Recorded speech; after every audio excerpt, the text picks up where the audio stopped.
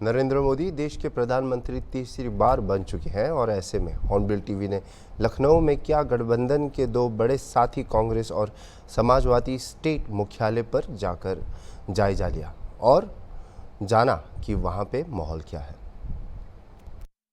लोकसभा चुनाव समाप्त हो गया और प्रधानमंत्री नरेंद्र मोदी के द्वारा शपथ ग्रहण समारोह रखा गया है। शाम को प्रधानमंत्री तीसरी बार शपथ लेंगे। आपको बताऊं, इस वक्त मैं राजधानी लखनऊ के कांग्रेस कार्यालय पर मौजूद हूं। आपको बताऊं, विपक्षी दल के नेता हैं जो अखिलेश यादव को बनाया गया है।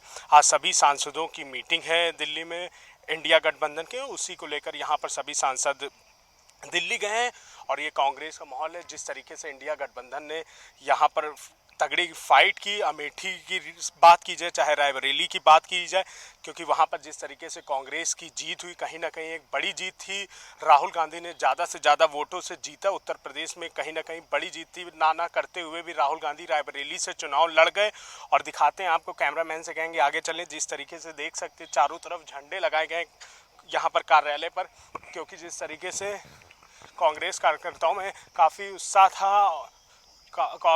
था, उसी को लेकर लगातार यहाँ पर कार्यकर्ता उत्साह बना रहे थे। क्योंकि सबसे बड़ी बात देखिए, उत्तर प्रदेश की जो सीटें थी, अमेठी थी, चाहे अयोध्या की बात करें, क्योंकि राम मंदिर का मुद्दा इतना बड़ा था, वो कहीं ना कहीं भारतीय जनता पार्टी को एक चौंकाने वाली सीट हो गई थी। जिस तरीके से अयोध्या की सीट पर हार हुई, क्योंकि ये एक बड़ा मुद्दा बन गया है। इसी तमाम मुद्दे पर हमारे साथ बातचीत करने के लिए कांग्रेस के प्रवक्ता सचिन रावत जी, इनसे बात करेंगे। इनका क्या कहना है। सचिन जी, आपका बहुत बहुत स्वागत है हॉर्नबिल टीवी में। धन्यवाद। कि आप प्रधानमंत्री तीसरी बार शपथ ले रहे हैं, क्या कुछ कहेंगे। देखिए, सबसे पहले मैं प्रधानमंत्री जी को शुभकामनाएं देना चाहूँगा और मैं उनसे उम्मीद भी करना चाहूँगा कि देश के जो असल मुद्दे हैं उस पर आप ध्यान दीजिए, क्योंकि देश में जो सबसे ज़्यादा बेरोजगारी है, वो 45 साल में जो सबसे ज़्यादा बेरोजगारी बढ़ी है, उसको कम कैसे किया जाएगा। देश की जो अर्थव्यवस्था, आपके रिज्यूम में जो 10 साल आपका रिज्यूम रहा, उसमें जो देश की अर्थव्यवस्था जो गिरी है, उसको कैसे आगे ले जाया जाएगा। जो भागीदारी न्याय की बात जो हम लोग कर रहे थे अपने मैनिफेस्टो में, महिला न्याय की बात कर रहे थे, वो जो महिलाओं को जो 50% आरक्षण के जो प्रावधान की बात थी, उसको आपको तत्काल लागू करने की भी बात करनी होगी। क्योंकि कांग्रेस पार्टी ने जो अपने मैनिफेस्टो में, अपने न्याय में जो बात कही थी, वो बात हम लोग इम्प्लीमेंट कराने की पेशकश करेंगे।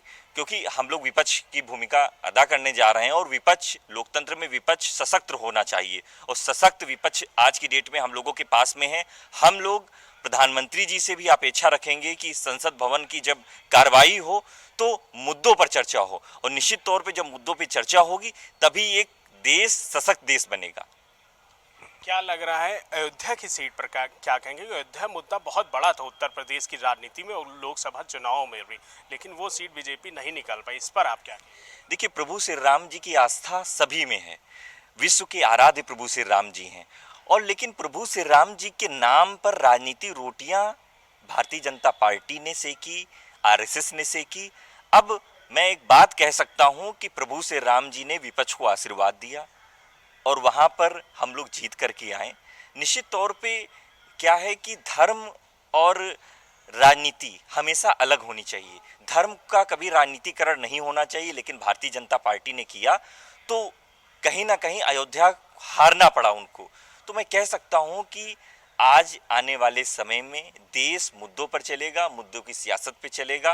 कांग्रेस पार्टी ने संविधान बचाने के लिए जो लड़ाई लड़ी, संविधान में जो लोकतंत्र को बचाने के लिए लड़ाई लड़ी, उस लड़ाई के साथ कांग्रेस पार्टी कल भी थी, आज भी है और आगे भी रहेगी।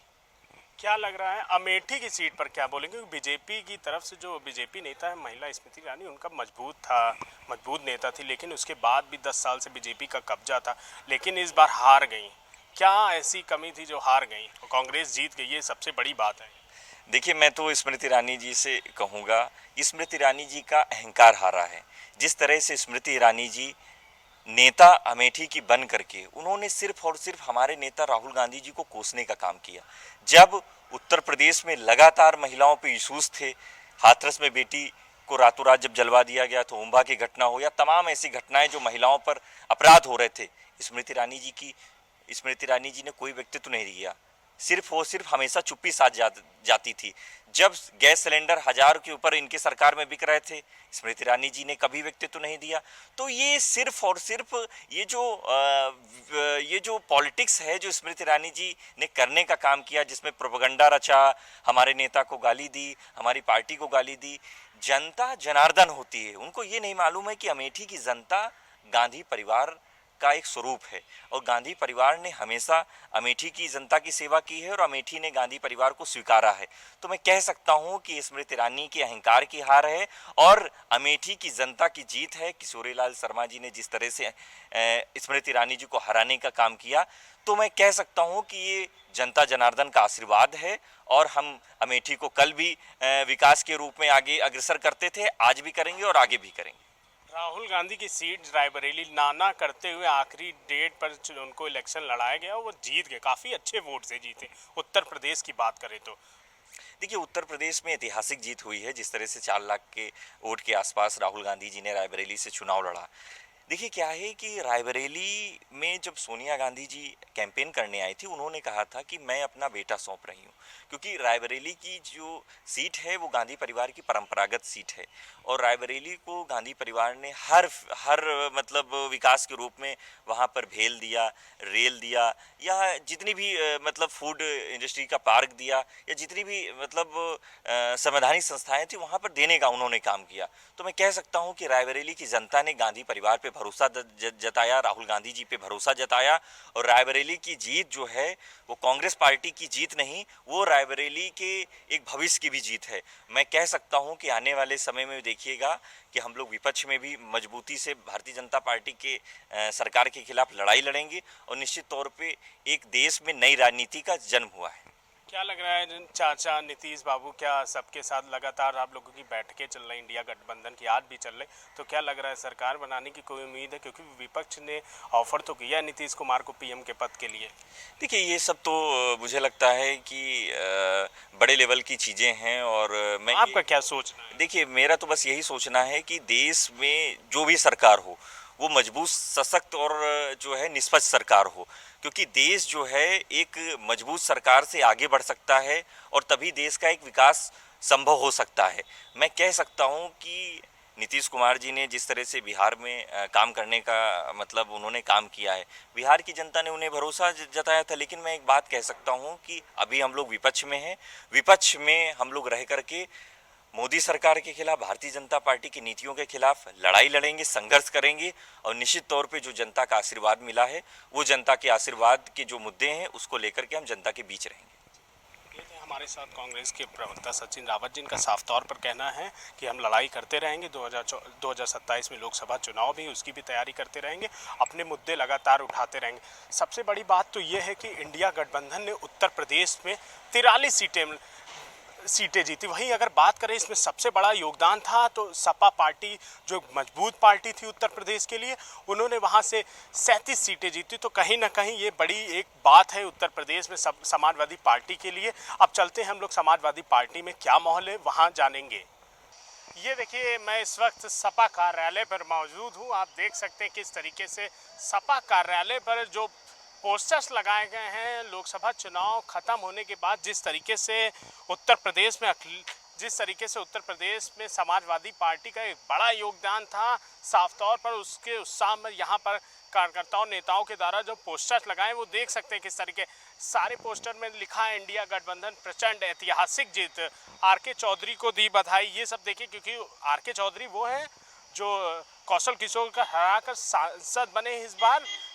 10 साल से कौशल किशोर थे मोहनलालगंज की सीट से, लखनऊ की मोहनलालगंज सीट से कौशल किशोर, लेकिन इस बार आर.के. चौधरी बने हैं। और आपको बताऊं, जो अयोध्या की सीट थी, जो सबसे बड़ी सीट थी बीजेपी के लिए, कहीं ना कहीं वो चौंकाने वाली सीट थी। वहां से समाजवादी पार्टी के जो सांसद हैं वो अवधेश प्रसाद हैं, वो उन्होंने जीत हासिल करी है काफ़ी अच्छे वोटों से। और ये थोड़ी देर में आज इंडिया गठबंधन के जो सांसद हैं उन सांसदों की आज दिल्ली में बैठक है। थोड़ी देर में यहाँ से अखिलेश यादव भी निकलेंगे और उसके बाद वहाँ पर बैठकें चालू होंगी और अपना सांसद जो है वो अपनी बातें भी कहेंगे। अब देखना होगा, क्योंकि ये चुनाव था, ये लोकसभा का जो चुनाव था वो उत्तर प्रदेश के लिए एक बड़ा चुनाव था।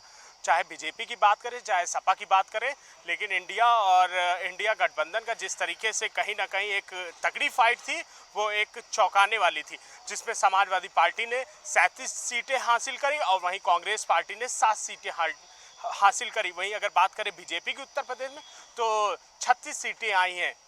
ये एक बड़ी उत्तर प्रदेश में जिस तरीके से जो 37 सीटें समाजवादी पार्टी की आई हैं, वो कहीं ना कहीं 2027 के लोकसभा चुनाव में कहीं ना कहीं इसका इम्पैक्ट जरूर दिखाई देगा। वीडियो जर्नलिस्ट विजय के साथ निहाल पांडे, हॉर्नबिल टीवी, लखनऊ।